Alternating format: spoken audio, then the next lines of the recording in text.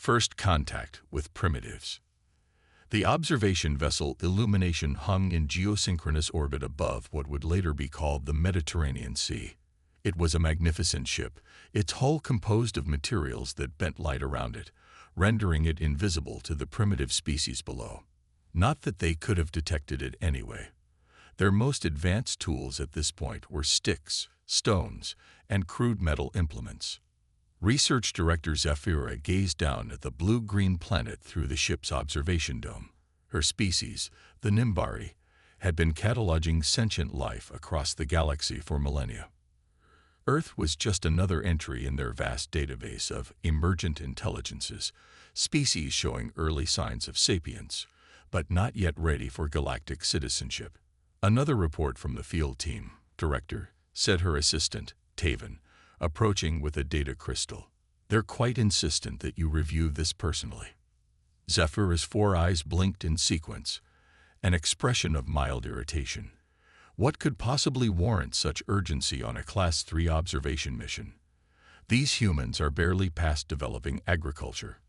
It appears they're constructing something unusual. She accepted the crystal and inserted it into the console before her. Holographic imagery sprang to life, showing aerial views of a massive construction site along a river delta. Thousands of tiny figures swarmed like insects around what appeared to be the beginning stages of an enormous stone structure. What am I looking at, precisely? Zafira asked. The humans call it a pyramid, Director. The field team estimates its base covers 13 acres, and its projected height will reach nearly 500 of their local measurement units. Zafira leaned forward, her interest piqued despite herself. That can't be right. Our assessment shows they possess only the most rudimentary tools. They haven't even discovered proper metallurgy yet. That's why the team flagged it for your attention. The construction methods appear improbable. Stroking the silver crest that ran along her skull, a sign of deep thought among her kind, Zafira made a decision. Prepare my personal shuttle. I want to see this for myself. Director, the protocols explicitly forbid direct contact with. Not direct contact, Taven. Merely closer observation. We'll maintain the standard distance and sensory shields. But as the shuttle descended through Earth's atmosphere hours later, Zafira's curiosity overwhelmed her professional caution. The closer they came to the construction site, this pyramid, the more impressive it appeared. Magnify Sector 4, she ordered, and the view screen zoomed in on a group of humans moving an enormous limestone block. They're using logs as rollers, she murmured. And some kind of ramp system. Director, Taven said nervously, I'm detecting unusual precision in the stone placement. The margin of error is less than 1/50th of their measurement units. Impossible, Zafira whispered, but the evidence was before her eyes. Land the shuttle. Maintain cloaking protocols. Director, I must protest. Noted. Land the shuttle. Under the cover of night, with their personal shields rendering them invisible to human perception, Zafira and Taven walked among the sleeping workers' camp. The scent of unfamiliar cooking fires and strange foods lingered in the air. In the distance, the partially completed pyramid loomed against the star-filled sky, its massive form already dominating the landscape. Look at this, Taven called softly, examining tools left beside an unfinished block. Copper chisels and wooden mallets. Utterly primitive. And yet, Zafira responded, running her sensors over the precisely cut stone. They've achieved cuts accurate to within a millimeter. With copper, it should shatter against this granite. She moved to examine a series of papyrus scrolls left in an open tent, clearly the workspace of someone important. Her translation implant struggled with the hieroglyphics, but she could make out diagrams showing pulleys, levers, and measurements. These are calculations for the internal chambers, she said, fascination overriding her professional detachment. Look at these astronomical alignments. They're creating a structure that will align perfectly with specific stars at specific times of their year. Why would they do that? Taven asked. I don't know. Religious purposes, perhaps, but the mathematical knowledge required. A noise from outside the tent froze them both.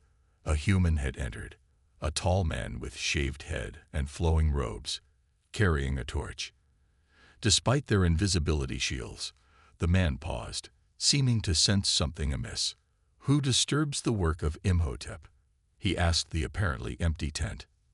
Zafira made a split-second decision that would alter the course of Nimbari observation policy forever. "We are visitors," she said, keeping her translator at its lowest audible setting, while maintaining her invisibility field. "We mean no harm. We are curious about your great work." The man called Imhotep showed remarkable composure. He placed his torch in a holder and stood straight, addressing the air with dignity. "The gods have many forms and many voices," he said calmly. "If you come to observe the house we build for Pharaoh's journey to the afterlife, you are welcome, but do not interfere." "How are you cutting the granite blocks?" Zafira couldn't help asking. "Your tools seem insufficient." Imhotep smiled slightly. "We use what the gods provide. Sand contains particles harder than copper, harder than granite itself. When trapped between copper and stone, directed by human hands and human minds, even the hardest rock yields." Zafira felt a jolt of understanding. So simple, yet so elegant, using the natural properties of materials to transcend the limitations of their tools. "And the precision of your measurements. The perfect angles." "The stars teach us precision," Imhotep answered. "Water teaches us level. We observe, we learn, we adapt. Is that not the way of all thinking beings?" Before she could respond, Taven's urgent signal vibrated against her wrist. "Security protocol." They'd been detected by the ship. "We must go," she said to Imhotep. "But I have learned much from you." The architect bowed slightly. "Return when you wish. The work continues for many years yet." Back aboard the Illumination, Zafira faced the disciplinary committee via holographic link to the Nimbari homeworld, 20 light-years distant. "You violated our most sacred observation protocols," Elder Voxnar said, his tone severe. "Direct contact with primitives is strictly forbidden." "With respect, Elder," Zafira replied, "I believe our classification of this species requires revision. These humans, they're doing something extraordinary. Building a stone tomb, hardly unprecedented among developing species. Not just building it, how they're building it. They've developed solutions to engineering problems that are elegant in their simplicity. They see limitations as challenges to overcome through creativity, not as barriers." She transmitted the data she'd collected. The copper saws reinforced with sand abrasives, the water leveling techniques, the astronomical alignments accurate to within fractions of a degree. "They're achieving near quantum precision with sticks and stones," she said. "I've never seen anything like it in 40 cycles of field research." Elder Voxnar's expression remained stern, but another committee member, Elder Krendla, leaned forward with interest. "What do you propose, Director Zafira?" "Reclassification to a Class II observation mission with extended timeframes. I believe these humans warrant closer study. They're using fundamentally different approaches to problem solving than we've seen in other species at similar technological stages." After a long moment of silent communication among the committee members, Elder Voxnar spoke again. "Your request is granted, with conditions. No further direct contact. Double the observation team and reporting frequency." And Director Zafira: "Yes, Elder? Your career now rests on the validity of your assessment. If these humans prove to be just another primitive species fumbling toward sentience, you'll be reassigned to administrative duties on the homeworld." The transmission ended, leaving Zafira staring at the blue-green planet below. "Was it worth risking your career?" Taven asked quietly. Zafira turned to the view screen where the Great Pyramid was visible even from orbit, its massive form catching the rising sun. "Look at what they're building with copper and wood and stone," she said softly. "Imagine what they might build someday with proper tools." As the illumination continued its silent orbit, the pyramid below grew slowly but steadily, stone by stone, a monument to human ingenuity that would stand for thousands of years, long after the Nimbari had come to understand just how wrong their initial assessment had been. The test of time. 3,000 years passed, a mere blink in cosmic terms, but an epoch in human development. The research vessel Enlightenment, the great-grandchild of the original illumination, once again approached Earth orbit. Unlike its predecessor, it made no attempt to hide itself. Those days were long past. Senior researcher Kelvin, great-great-grandson of Zafira, stood on the observation deck, watching the blue-green planet grow larger. His ancestors' controversial decision had transformed Nimbari research protocols, and eventually, their entire understanding of emergent intelligence. "It's difficult to believe the old records," said his assistant, Mira. "That we once classified humans as primitive." Kelvin smiled. "My ancestors saw something others missed. Not what humans were, but what they could become." The Enlightenment slipped into a perfect orbit, its sensors cataloging the transformed planet below. Sprawling cities, orbital habitats, the beginnings of a space elevator, all signs of a civilization on the cusp of becoming a true spacefaring species. "Their development curve is unprecedented," Mira noted, reviewing data streams. "From stone tools to quantum computing in less than 5,000 years. The Nimbari took nearly 12,000. And yet," Kelvin said, pointing to a particular location on the holographic globe, "they kept it." The sensors focused on the Giza Plateau, where the Great Pyramid still stood, surrounded now by a megacity but preserved in its ancient glory. Around it, a protective dome of transparent material shielded it from pollution and erosion. "They value their history," Mira observed. "More than that, they honor their journey. Each step that brought them here is sacred to them, not obsolete." A communication alert chimed, and a human face appeared on the main view screen. Dr. Elena Kapoor, Earth's designated contact for extraterrestrial communications. "Enlightenment, your arrival is right on schedule," she said with a smile. "The World Council extends its greetings. Your landing coordinates at the Cairo International Spaceport have been transmitted." "Received with thanks, Dr. Kapoor," Kelvin replied. "We look forward to this historic meeting." As the transmission ended, Mira gave her superior a questioning look.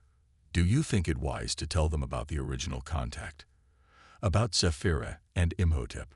Kelvin's 4 eyes blinked in sequence, a gesture his species had maintained across millennia. "The Council has approved full disclosure. It's time they knew they were being watched long before they watched the stars themselves." The landing at Cairo was ceremonial but subdued. Humanity had encountered enough extraterrestrial species by now that the arrival of Nimbari representatives, while significant, didn't cause global hysteria. A small delegation of dignitaries waited on the platform as Kelvin, Mira, and 3 other researchers descended from their shuttle. Dr. Kapoor stepped forward. "Welcome to Earth, researchers. We're honored to host the first official Nimbari delegation."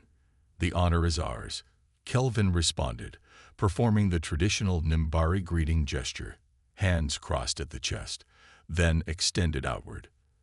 "Your world has been of special interest to our people for longer than you may realize." The human delegation escorted them to ground transportation, sleek vehicles that hovered slightly above the surface of the road, using controlled magnetic repulsion.